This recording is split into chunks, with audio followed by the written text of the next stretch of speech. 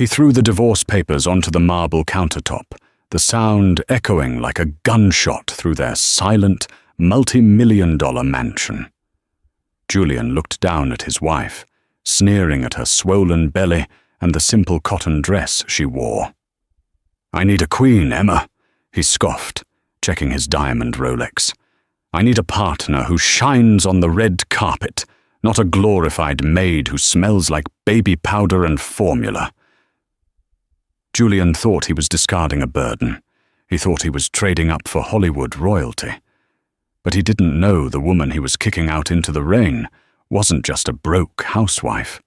She was the estranged sole heiress to the sterling steel empire, a dynasty whose net worth made his tech millions look like pocket change.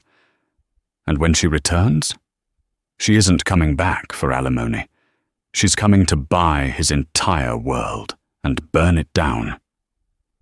The rain in Seattle always felt personal, but tonight it felt like a warning. Inside the sprawling glass and steel estate of Julian Vance, CEO of Vance Tech, the air was suffocatingly dry. Emma adjusted the hem of her oversized sweater, her hand resting instinctively on her 7-month baby bump.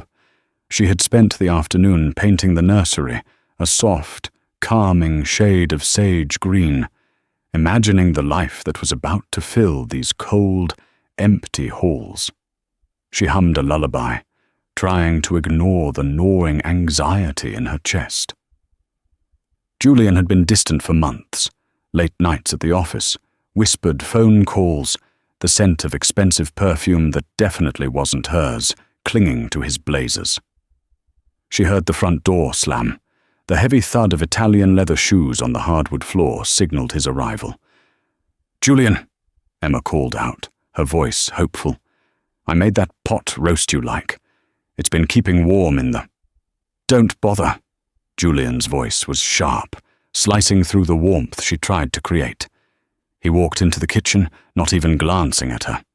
He went straight to the liquor cabinet and poured himself a neat scotch. He looked impeccable as always. A custom-tailored navy suit, hair perfectly coiffed, the very image of the tech visionary of the year that Forbes had labeled him just last week. But his eyes were cold. "We need to talk," he said, finally turning to face her. He didn't offer a hug. He didn't ask about the baby. Emma felt a chill run down her spine. "Is everything okay with the company? Did the merger with Oak Haven fall through?" Julian let out a dry, humorless laugh. "The company is fine, Emma. The company is soaring. That's the point. I'm soaring. And you—" He gestured vaguely at her, his lip curling in distaste. "You are an anchor." Emma blinked, confused. "An anchor?" "Julian, I've supported you since you were coding in a garage. I managed the books when we couldn't afford an accountant. "That was then," he interrupted, slamming his glass down. "This is now. I'm a public figure, Emma. I have galas to attend, investors to charm, magazine covers to shoot, and look at you." He walked over, circling her like a shark. "You wear clothes from Target. You refuse to hire a stylist. You'd rather stay home and knit than network with the elite. You're embarrassing me." Emma's breath hitched. "I'm pregnant, Julian. I'm carrying our son." "And that's another thing," Julian sighed, pulling a thick envelope from his inner jacket pocket. He tossed it onto the kitchen island. "I'm not ready for the domestic life. Diapers, crying, spit up. It's not part of the brand." Emma stared at the envelope. "What is this?" "Divorce papers," Julian said casually, as if ordering a coffee. "My lawyers drew them up this morning. It's a generous settlement, enough to get you a nice little apartment in the suburbs. Somewhere quiet, far away from my life." The room spun. Emma gripped the counter to steady herself. "You're leaving me? Now? Because I'm not flashy enough?" "It's not just that," Julian smirked, checking his phone as it buzzed. A photo flashed on the screen, a woman with platinum blonde hair and striking red lips. Emma recognized her instantly. It was Serafina Cross, the A-list actress, who had been collaborating with Vanstech on a new media campaign. "Serafina understands the world I live in," Julian said, seeing Emma's gaze on the phone. "She's power. She's beauty. When I walk into a room with her, stock prices rise. When I walk in with you, people ask if you're my assistant." "She's an actress, Julian," Emma whispered, tears welling in her eyes. "She's playing a role. I loved you when you had nothing." "And that's why you have to go," Julian said, his voice dropping to a cruel whisper. "You remind me of the time when I was nothing. I don't want to remember that version of myself." He checked his watch. "I have a flight to Paris in 3 hours. Serafina is waiting in the car. I want you out by the time I get back next week. The movers will come on Monday for the furniture. Take only your personal effects." "You can't do this," Emma said, her voice shaking but gaining a sudden steel-like edge. "You can't just throw me out. This is my home, too." "Read the prenup, sweetheart," Julian laughed. "The house is in my name. The accounts are in my name. You have nothing. You are nothing without me." Emma looked at the man she had dedicated the last 5 years of her life to. The love she held for him didn't shatter. It evaporated, replaced by a cold, hard clarity. She straightened her back, wincing slightly as the baby kicked. "Julian," she said, her voice surprisingly steady. "You think you know who I am. You think I'm just Emma, the orphan girl from the library who got lucky marrying a tech genius." "That's exactly who you are," he sneered. "You're wrong," she said softly. "I never told you about my family because I wanted to be loved for me, not my name. I wanted to build a life based on trust, not transactions. But if you sign those papers, if you walk out that door for that woman, you will lose more than just a wife." Julian rolled his eyes, grabbing his suitcase. "Oh, please, what are you going to do? Tell on me to the library board? Spare me the drama, Emma. Sign the papers, take the check, and disappear. It's the best deal you're going to get." He walked to the door, pausing only to look back one last time. "Don't be here when I get back. The locks will be changed." The heavy oak door slammed shut, leaving Emma alone in the silence of the mansion. The rain battered against the floor-to-ceiling windows. For a long moment, she stood frozen. Then, she reached for the envelope. She didn't open it. Instead, she walked over to the landline phone, the secure line Julian kept for business emergencies. She dialed a number she hadn't called in 7 years, a number memorized in her childhood. It rang once, twice. Then, a deep, gravelly voice answered. "Sterling residence. Who is calling at this hour?" Emma took a deep breath, her hand trembling as she touched her necklace, a small, hidden locket containing a crest of a lion, holding a steel beam. "Hello, Alfred," she said, her voice breaking. "It's Emma. Tell my father. Tell him I'm coming home. And tell him I'm ready to take my seat at the table." There was a stunned silence on the other end, followed by a sharp intake of breath. "Miss Emma!" "My God. Mr. Sterling has been waiting for this call for 2,000 days. I will wake him immediately." Emma hung up the phone. She looked around the cold, modern kitchen one last time. Julian wanted a queen. He wanted someone who could move markets and destroy competitors. He was about to get exactly what he asked for. She walked upstairs, not to pack everything, but to pack only the clothes she had bought with her own money before the marriage. She left the diamond earrings. She left the designer bags he had bought her as apology gifts for missed anniversaries. She grabbed a simple duffel bag. As she zipped it up, she caught her reflection in the mirror.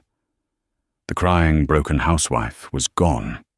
In her place was the daughter of Augustus Sterling, the man known on Wall Street as the Iron King.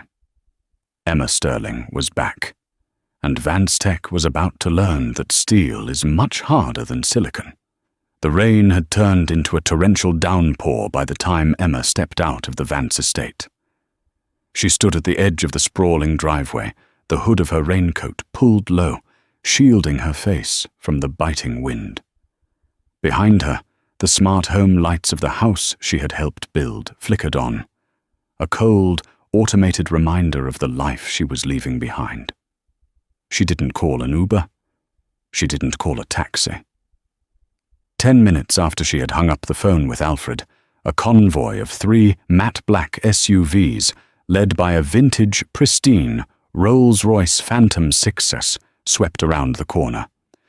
The vehicles moved with a predatory grace, their headlights cutting through the storm. The convoy screeched to a halt in front of her. The rear door of the Rolls-Royce flew open, and an elderly man in an impeccable tuxedo stepped out, holding a massive black umbrella. It was Alfred, the man who had taught her to ride a bike before she could even walk. His face, usually composed, was etched with worry. "Miss Emma," he breathed, tilting the umbrella to shield her. He looked at the duffel bag in her hand, then at the dark house behind her. His eyes narrowed. "Shall I have the security team dismantle the structure, brick by brick?" Emma managed a weak, watery smile. "No, Alfred. Not yet. Just take me home." She slid into the back of the Rolls-Royce. The interior smelled of aged mahogany and her father's cigar smoke, a scent she hadn't realized she missed until this very moment. It smelled like safety. The drive to the Sterling estate took 45 minutes, winding away from the tech-bro suburbs of Seattle and up into the secluded, mist-covered hills where the old money lived, the kind of money that didn't shout on Instagram but whispered in legislative halls. They arrived at the iron gates of Highgarden, the Sterling ancestral home. The gates, forged from the very steel that had built the family empire, swung open. The mansion loomed ahead, a fortress of limestone and ivy, looking more like a European castle than an American home. As the car stopped, the front doors burst open. Augustus Sterling, the Iron King, stood there. He was 68 years old, leaning heavily on a cane topped with a silver lion's head, but his presence was still formidable enough to silence a boardroom. He wore a velvet smoking jacket, his white hair swept back. Emma stepped out of the car, and for the first time that night, the facade crumbled. She ran to him, burying her face in his chest. "I'm sorry, Papa," she sobbed. "I'm so sorry. You were right." Augustus dropped his cane, wrapping his arms around his daughter, his large, calloused hands cradling her head. "Hush now, Emma.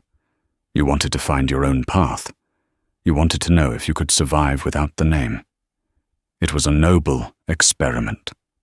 He pulled back, his steel-grey eyes hardening as he looked at her tear-stained face. "But tell me, did he hurt you?"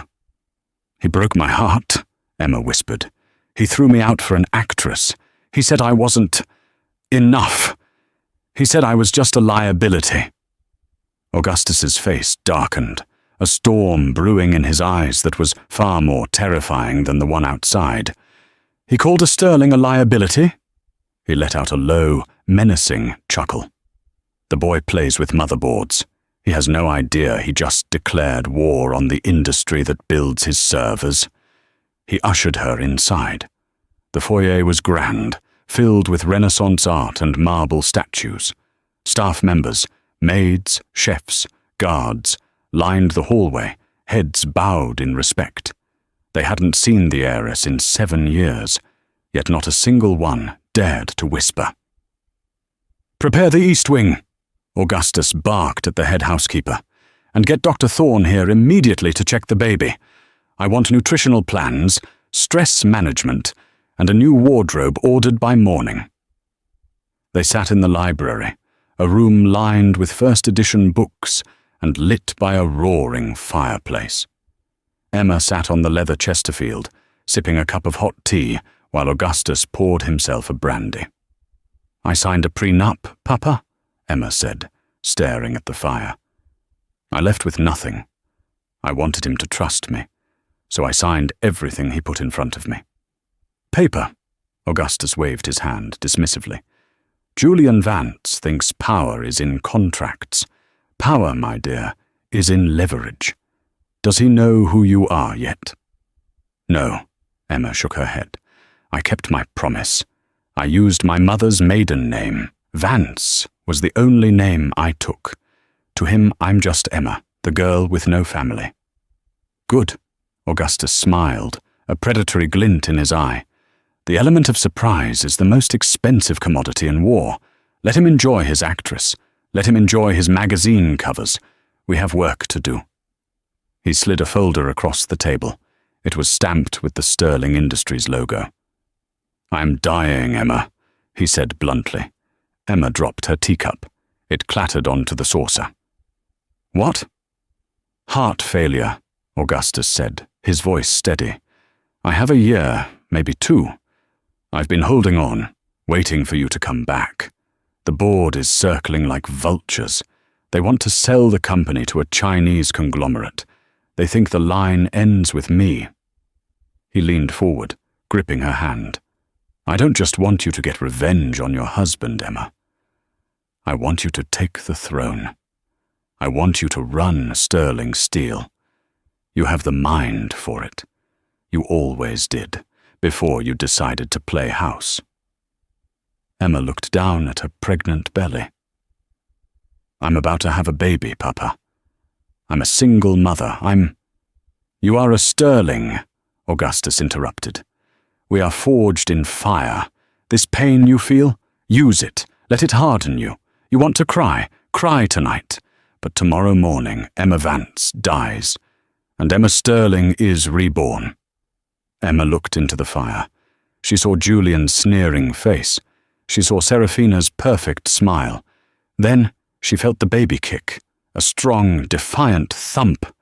She wiped her eyes. The tears stopped. "Okay," she said, her voice dropping an octave, sounding eerily like her father's. "Teach me everything I missed." The next 3 months were a blur of grueling transformation. While Julian Vance was photographed on yachts in the Mediterranean with Seraphina Cross, splashing champagne and giving interviews about living his best life, Emma was in a war room. She didn't just rest. She studied. Her days started at 5 a.m. While the morning sun hit the misty hills, she was reviewing global steel markets, supply chain logistics, and corporate law.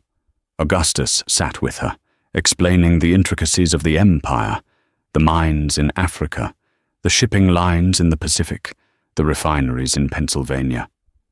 But she also focused on herself. The frumpy look Julian had despised wasn't who she was. It was who she had forced herself to be to fit into his modest beginnings. Now, she had unlimited resources. A team of nutritionists and trainers, specializing in pregnancy, ensured she was the healthiest she had ever been. Her skin glowed. Her hair was treated with the finest oils until it shone like spun gold. She stopped wearing baggy cotton and started wearing custom-tailored maternity wear from Milan, silks and cashmeres that draped over her bump like royal robes. Then, the night of the birth came. It was a stormy Tuesday. Emma was in the private medical wing of the Sterling estate.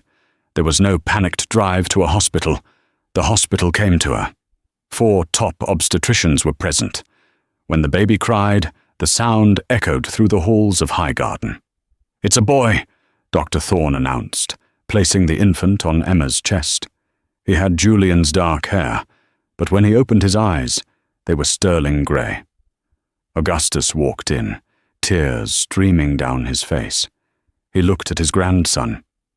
"He needs a name, Emma." Emma looked down at the child. He was the reason she hadn't crumbled. He was her strength. "Leo," she whispered. "His name is Leo Augustus Sterling." "The Lion!" Augustus nodded approvingly. "Perfect." 2 weeks after Leo was born, Emma walked into the main boardroom of Sterling Industries. She wore a crisp white power suit by Alexander McQueen, tailored to fit her post-pregnancy body, which was still healing.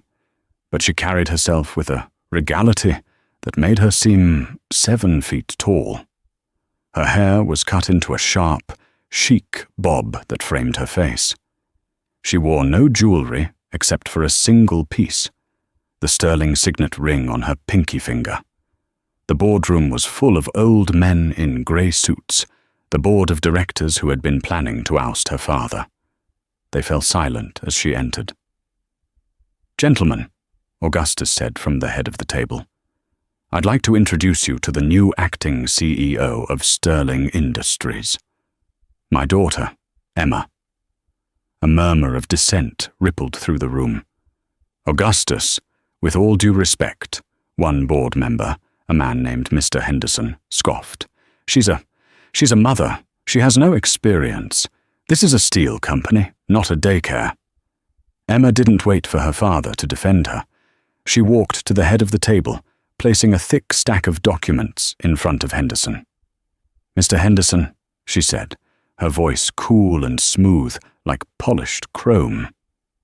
"I've spent the last 6 weeks auditing the books you thought my father was too sick to check. I found the kickbacks you've been taking from the shipping contractors in limitless shell companies in the Caymans." The room went deathly silent. Henderson's face turned pale. "You have 2 options," Emma continued, leaning in. "You can resign immediately and keep your pension, or I can hand this file to the SEC and the FBI within the hour." Henderson stared at her. He looked at Augustus, who was grinning like a shark. Henderson stood up, packed his briefcase, and walked out without a word. Emma sat down in the CEO's chair. She looked around the table. "Anyone else have concerns about my qualifications?" No one moved. "Good," Emma said, opening her laptop. "Now let's talk about our new acquisition strategy. I want to discuss the rare earth metal supply chain for the tech industry." One of the directors cleared his throat. "The tech industry? We supply construction and automotive. Why tech?" Emma projected a graph onto the screen behind her. It showed the stock price of Vance Tech. It was at an all-time high. "Vance Tech is about to launch their new quantum phone," Emma explained. "It relies on a specific heat-resistant alloy for its battery casing to prevent overheating. Currently, there is only one major supplier of this refined alloy in North America." "Oakhaven Refineries," a director noted. "Correct," Emma smiled. "And as of this morning, Sterling Industries has acquired a 51% controlling stake in Oakhaven Refineries." The board members exchanged stunned glances. "You want to squeeze Vance Tech?" asked a younger director, looking impressed. "No," Emma corrected him.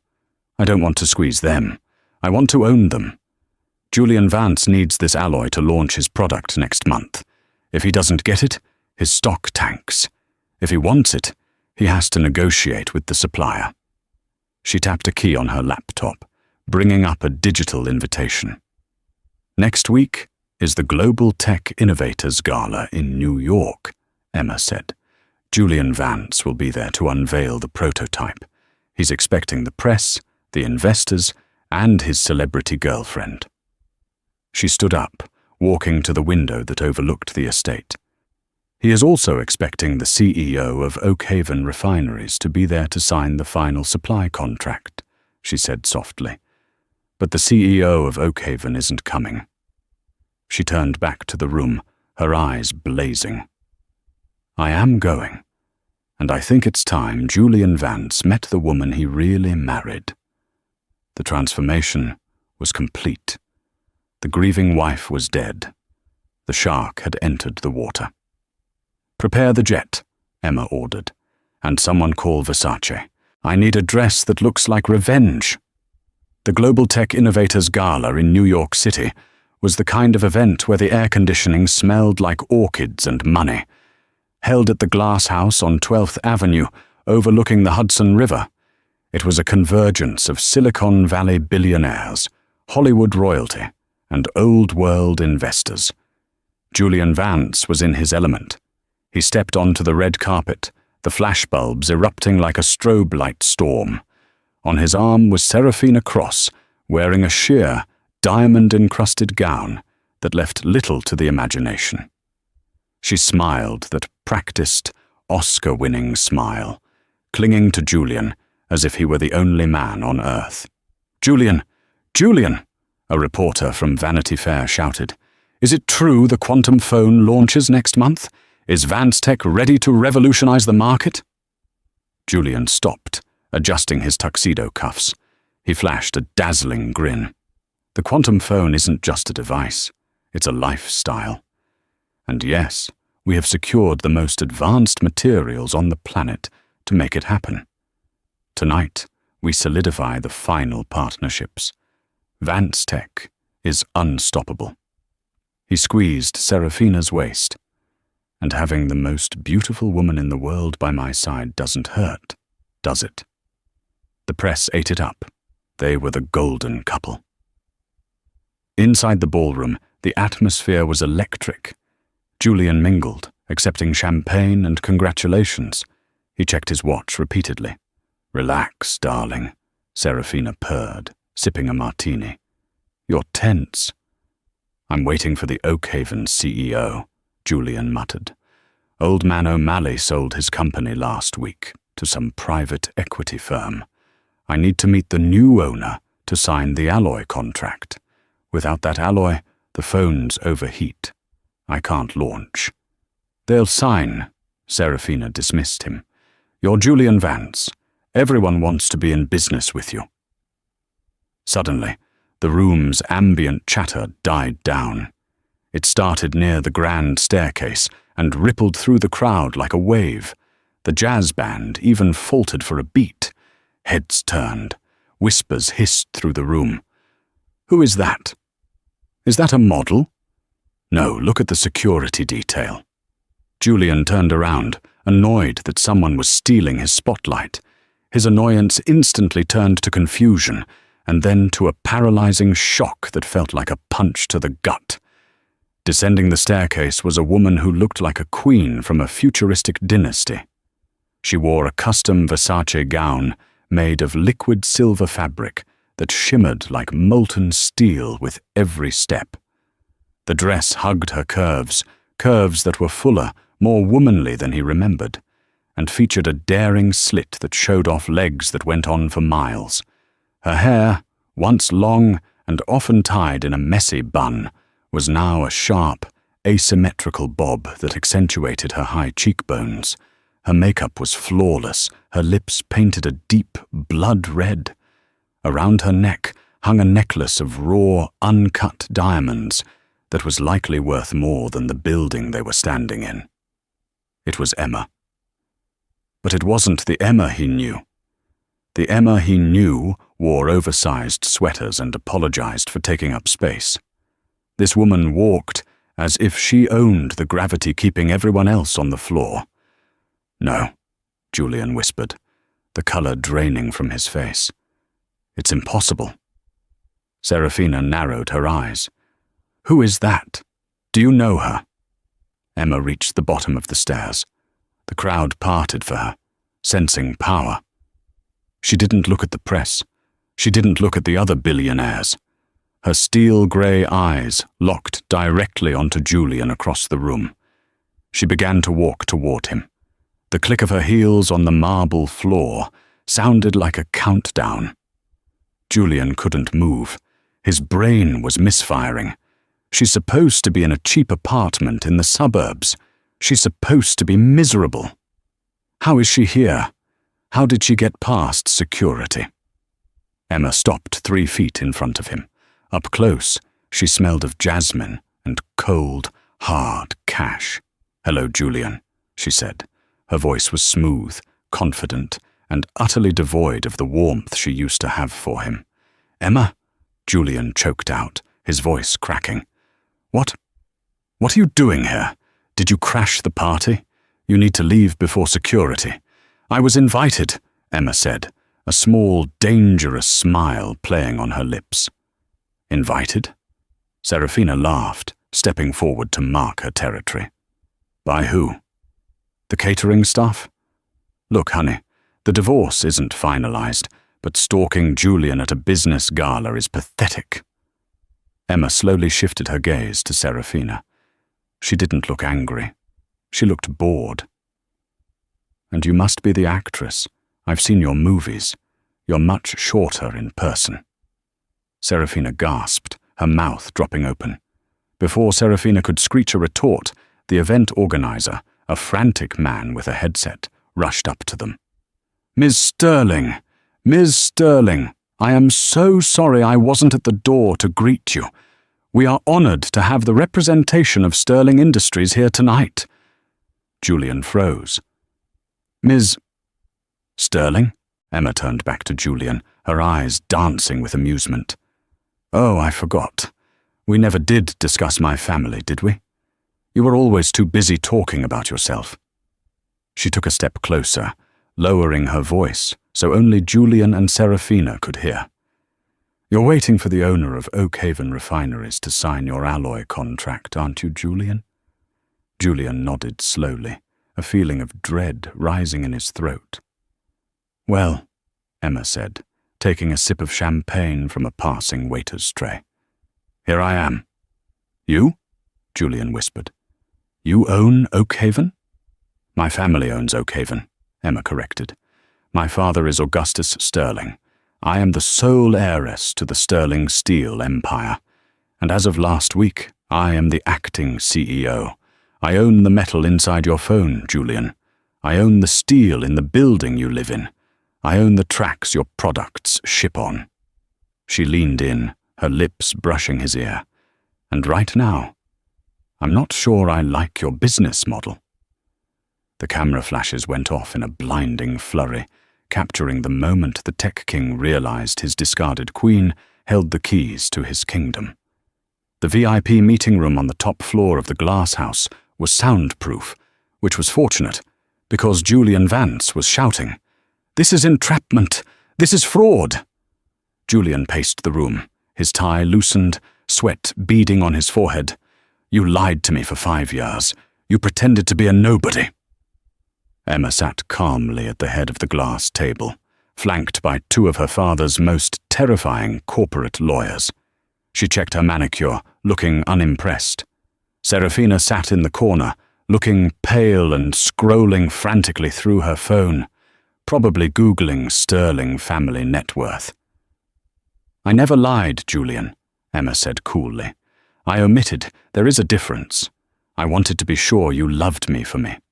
And you proved, quite spectacularly, that you didn't love me at all. You loved the convenience of me. I want that contract signed. Julian slammed his hand on the table. My investors are expecting a launch in 3 weeks. If I don't have the Oakhaven alloy, the batteries will fail safety tests. The stock will plummet. I'll be ruined. That sounds like a you problem, Emma said. Emma, please. Julian's tone shifted instantly from aggression to begging. He walked over, trying to sit on the edge of the table near her, flashing the boyish charm that had won her over years ago. Look, we have a history. We're having a child together. Don't do this to the father of your child.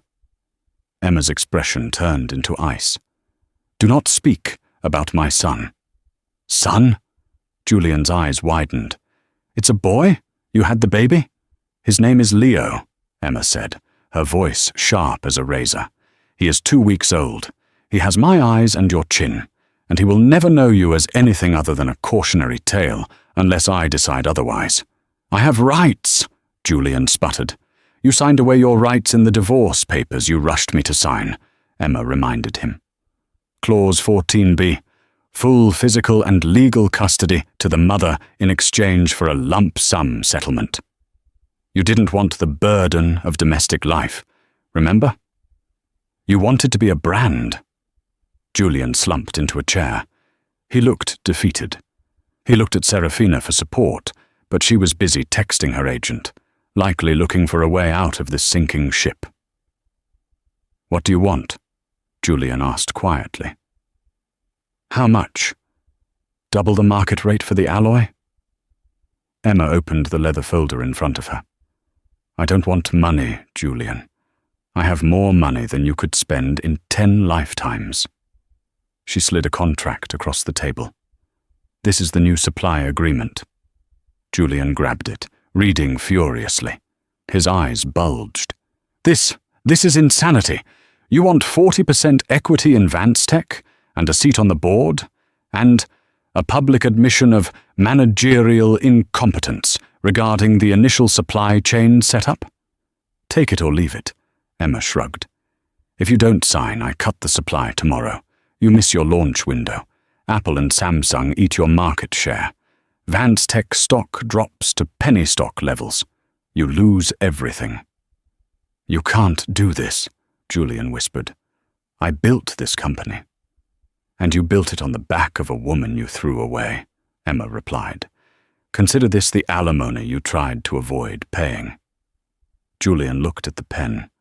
He looked at Serafina. "Baby, you can't sign that," Serafina piped up, finally looking up from her phone. "If you give up 40%, you're not the majority shareholder anymore. You won't be a billionaire. I can't be with a millionaire." The room went silent. Julian turned to Serafina, betrayal written all over his face. "Excuse me?" "Well, look at the optics, Julian." Serafina stood up, grabbing her clutch. "I have a brand to protect too. If you're going to be working for your ex-wife, it makes me look weak. I'm sorry. I think we need some space." She walked out of the room without looking back. The door clicked shut. Julian was alone. His trophy girlfriend was gone. His empire was being held hostage, and the woman he had called an anchor was now the captain of the ship.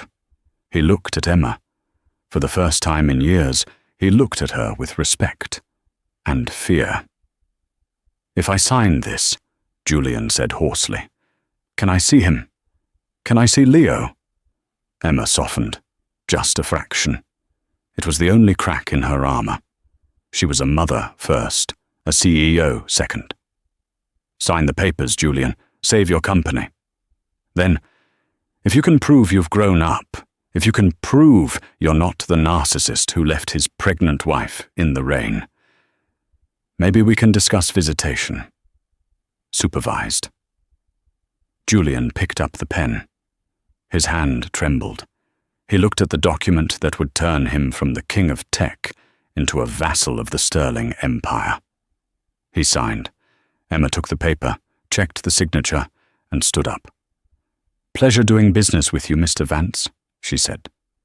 She turned to leave, her silver dress swishing around her.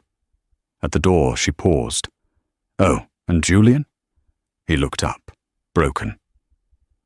"The movers are coming to your house on Monday," she said, echoing his words from months ago. "But not for my furniture. I just bought the mortgage note on your estate from the bank. It's sterling property now. I think I'm going to turn it into a nursery."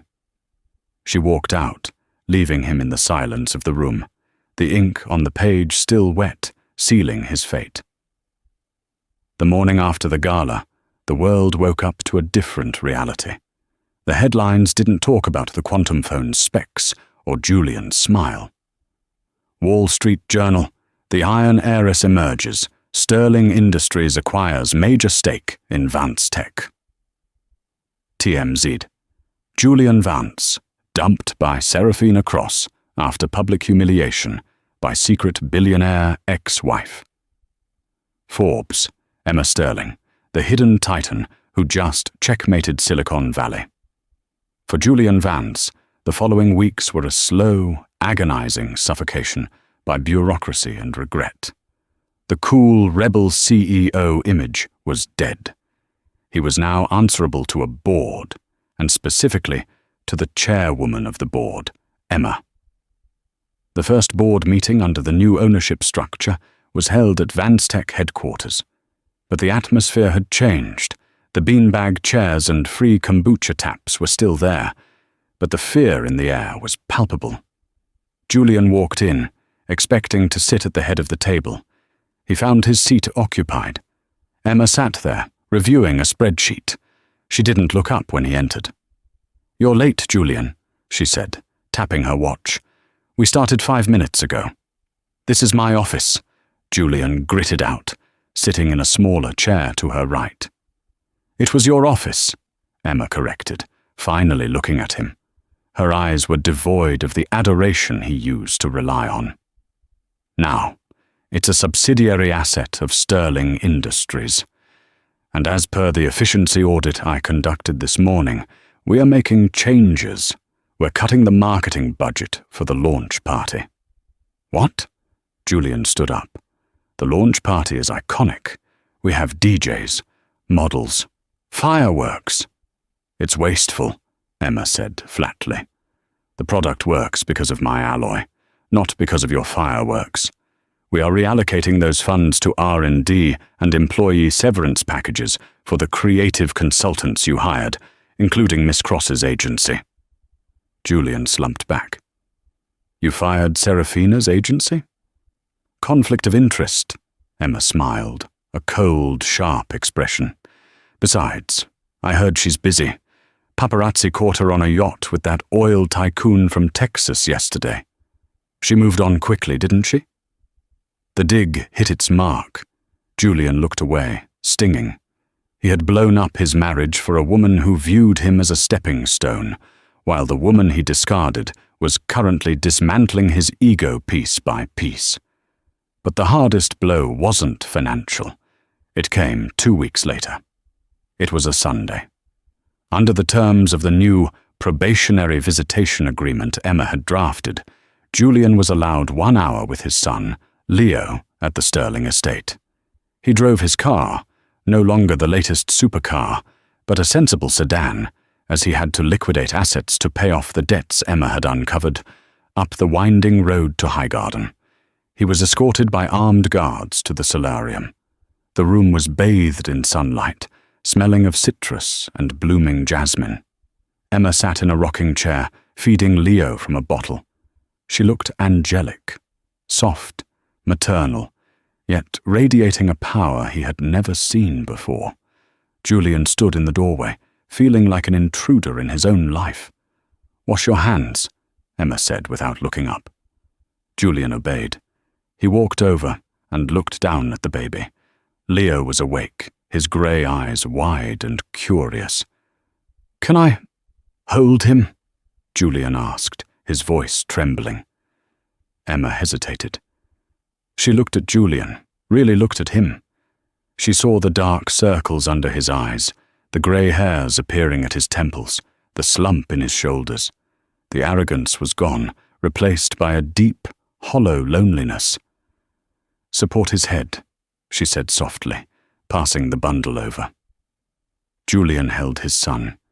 The baby was warm, heavy, and smelled of milk and innocence. A wave of emotion crashed over Julian so hard he almost buckled. This was what he had called a burden. This perfect, tiny life. "He's beautiful," Julian whispered, tears dripping onto the swaddle. "Emma, I made a mistake. A terrible mistake." He looked at her, pleading. "I don't care about the company. I don't care about the money anymore. Is there any chance we can try again? I'll be better, I swear." Emma stood up. She walked to the window, looking out over the vast estate her father had built, the empire she now ruled. "Julian," she said, her back to him. "You mourned the loss of your stock price more than you mourned the loss of our marriage. You only want me back now because I'm winning. You only want this life because it looks expensive." She turned around, her face sad but resolute. "I forgive you, Julian. For my own peace, I forgive you. But I will never trust you again. You are Leo's father, and you will always have a place in his life if you stay clean and honest. But you and I? That book closed the night you left me in the rain." She took the baby back, rocking him gently. "Your hour is up," she said. Julian walked out of the estate, past the guards, past the fountains. He got into his car and wept. He had realized too late that he had traded a diamond for a piece of glass, and no amount of tech money could buy back the family he destroyed. 18 months had passed since the night of the gala. To the outside world, the merger of Vance Tech into the Sterling Industries portfolio was just another business headline, a blip on the NASDAQ ticker. But inside the glass walls of the newly christened Vance Sterling Innovation Hub, the atmosphere had shifted tectonically. Emma Sterling sat in her father's office at Highgarden, though it was now undeniably hers. The dark, heavy velvet curtains Augustus preferred had been replaced with sheer linen, letting the pale autumn light flood the room. The smell of stale cigar smoke was gone, replaced by the scent of fresh espresso and the faint, sweet aroma of baby powder. She was reviewing the quarterly projections for the new Quantum S phone. Sales were up 200%. The device, encased in sterling patented alloy, was a marvel of engineering. It was durable, sleek, and efficient. It was everything Julian had promised the world, but it was Emma who had delivered it. Her intercom buzzed, shattering the quiet. "Ms. Sterling, the car is ready for the cemetery, and Mr. Vance is online too, regarding the cooling system prototypes." Emma sighed, rubbing her temples. "Tell Mr. Vance to rerun the thermal stress tests. If it fails above 40 degrees Celsius, he knows the protocol. Scrap it and start over. I don't pay him to ask me for permission to do his job." "Yes, ma'am?" Emma stood up, walking over to the playpen in the corner of the office. Leo was 18 months old now, a bundle of energy with dark curls and eyes that were a startling shade of grey, the Sterling trademark. He was trying to stack wooden blocks, his brow furrowed in concentration. "Mama go bye-bye?" Leo asked, looking up as she approached. "Yes, my love. We're going to see Grandpa," Emma said, picking him up. He felt solid, heavy in her arms. He was the anchor that kept her grounded when the corporate currents tried to sweep her away. The drive to the Sterling family cemetery was silent. The estate was so vast it had its own burial grounds, a secluded grove of weeping willows and ancient oaks atop a wind-swept hill overlooking the valley. When they arrived, the air was crisp, biting with the coming winter. Leaves crunched under Emma's boots, combat boots, paired with a sharp black trench coat. She didn't dress like a debutante anymore. She dressed like a general inspecting the front lines. A small crowd had already gathered by the fresh grave. It was a private affair. Just close family friends, long-time staff, and the board of directors. Augustus Sterling, the Iron King, 1957-2025. Emma stood before the black marble headstone. She didn't cry. She had done her crying months ago, during the long nights in the hospital wing when her father's heart finally gave out. In those final hours, he hadn't spoken about business. He hadn't spoken about stock prices. He had held Leo's tiny hand and told Emma stories about her mother. Stories she had forgotten. He had died not as a tycoon, but as a man. He would have hated this weather, a voice said softly beside her. Emma didn't turn. She knew the voice. It was raspy, familiar, but stripped of its old arrogance. He loved this weather, Julian. He used to say the cold keeps the mind sharp. Heat makes people lazy. Julian Vance stood a few feet away, respectful of the distance she kept between them. He looked different than the man who had preened on the red carpet with Serafina Cross. The spray tan was gone. The flashy jewelry was gone. He wore a simple, off-the-rack grey suit, his hair cut shorter and flecked with grey at the temples. He looked tired. He looked like a man who worked for a living. I brought these, Julian said, awkwardly holding out a bouquet of white lilies. I know they were his favorite. Thank you, Emma said, nodding to Alfred, who stepped forward to take the flowers. Julian shifted his weight, looking at Leo, who was hiding his face in the folds of Emma's coat. Hey, buddy, you remember me? Leo peeked out, then shyly waved a chubby hand. Dada. The word hung in the air, heavy and complicated. Emma saw the flicker of pain in Julian's eyes, the realization that he was a visitor in his son's life, a Dada who appeared on Sundays and holidays, not the one who kissed him goodnight or chased away the monsters under the bed. He's getting big, Julian murmured, his voice tight. Alfred tells me he's already trying to climb the furniture. He's a sterling, Emma said simply, adjusting Leo on her hip. We climb. The ceremony was brief. The priest spoke of Augustus's strength, his vision, his unyielding nature. When it was over, the guests began to drift back toward the cars, their black umbrellas bobbing like beetles. Soon, only Emma and Julian remained by the grave. Emma, Julian started, his voice rough. I need to talk to you. Not about the prototypes, not about the company. Emma turned to him, her expression unreadable. Make it quick, Julian. I have a video conference with the Tokyo partners in an hour. I'm resigning, Julian said. Emma paused. She hadn't expected that. After she had taken over, she had offered Julian a choice. Leave with nothing, or stay on as head of product development, a significant demotion, but a chance to salvage his reputation and do the engineering work he actually loved. He had taken the job, and to his credit, he had been brilliant, humble, focused, and diligent. Why? Emma asked, studying his face. You're doing good work. The Quantum S is a success because of your design adjustments. The board is satisfied. I can't do it anymore, Emma, Julian admitted, letting out a long, shuddering breath. I can't walk into that building every day and see what I lost. I walk past your office, and I remember when you used to bring me lunch in the garage. I see Leo, and I realize I missed his first steps because I was in a meeting about cooling fans. He looked at the grave, then back at her. His eyes were wet. You were right. About everything. I was chasing a ghost. I wanted to be Julian Vance, the icon. But that guy was a jerk, and he was lonely. I lost the only woman who ever actually saw me. He took a step closer, but stopped when Emma shifted her stance, a subtle reminder of the wall between them. I want to move to the coast, Julian continued. Start a small consulting firm. Something quiet. I want to build things again with my hands, not just manage teams.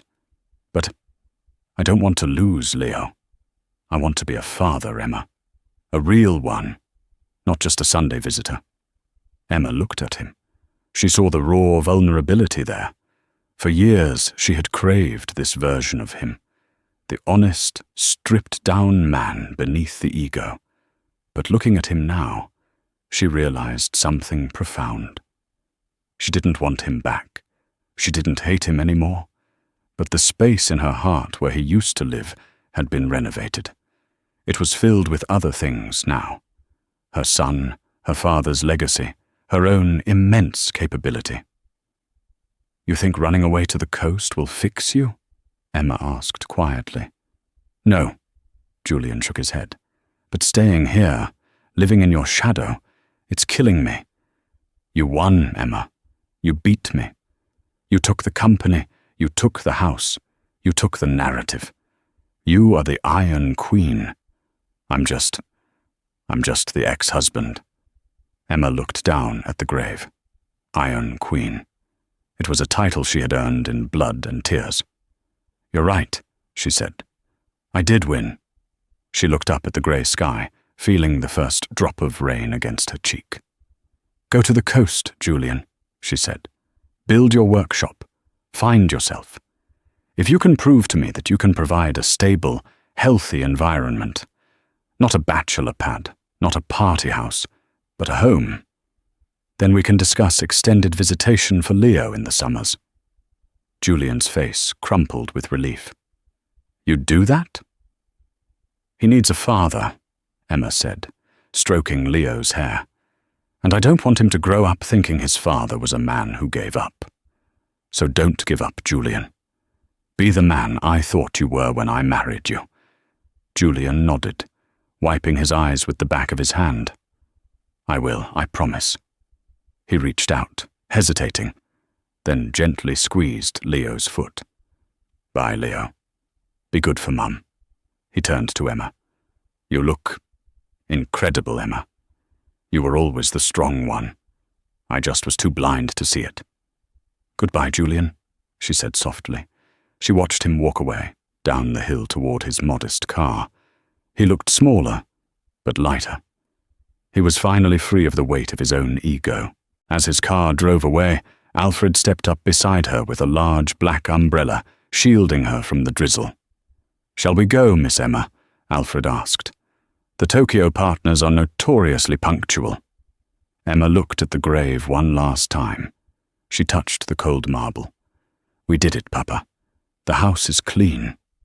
She turned around, her trench coat flaring in the wind. The sadness of the funeral was fading, replaced by the familiar, electric hum of ambition. She took out her phone. Alfred, she said, as they walked back to the armored SUV. Get me the file on Serafina Cross's new production company. Alfred raised an eyebrow as he opened the car door. The struggling indie studio she started after the scandal, the one facing bankruptcy? Yes, Emma smiled, a smile that was all steel and sharp edges. I hear she's looking for investors. I think Sterling Media needs a new subsidiary. I want to buy it. To shut it down, Miss Emma? Alfred asked. No, Emma laughed, a dark, rich sound that echoed in the quiet cemetery. To run it. I think she needs a boss who understands the value of hard work. I'm going to make her my personal assistant. She buckled Leo into his car seat. He giggled, unaware that his mother was about to conquer yet another industry. Emma sat back as the car began to move, the engine purring like a lion. She looked out the window at the world passing by, a world she now controlled. She wasn't just a survivor of a bad marriage. She wasn't just an heiress. She was the architect of her own destiny. Julian had wanted a queen. He had wanted a partner who shined. Well, he had gotten one. She checked her reflection in the rearview mirror. The eyes staring back were dry, clear, and dangerous. Let's go to work, Emma whispered. The convoy sped up, disappearing into the mist, leaving the past buried in the ground where it belonged. The reign of Emma Sterling had only just begun. And that is the story of how a disregarded housewife turned the tables on the billionaire who underestimated her. It's a powerful reminder that you should never mistake silence for weakness, and you never truly know who someone is until you push them too far. Julian Vance chased the glitter of Hollywood and lost the gold of a true partner. If you enjoyed this story of massive revenge, corporate takeovers, and sweet justice, please hit that like button. It really helps the channel grow. What would you have done if you were Emma? Would you have forgiven Julian, or would you have destroyed him completely? Let me know in the comments below. Don't forget to subscribe and turn on the notification bell so you never miss a new story. I post brand new drama series every week. Thanks for listening, and I'll see you in the next video.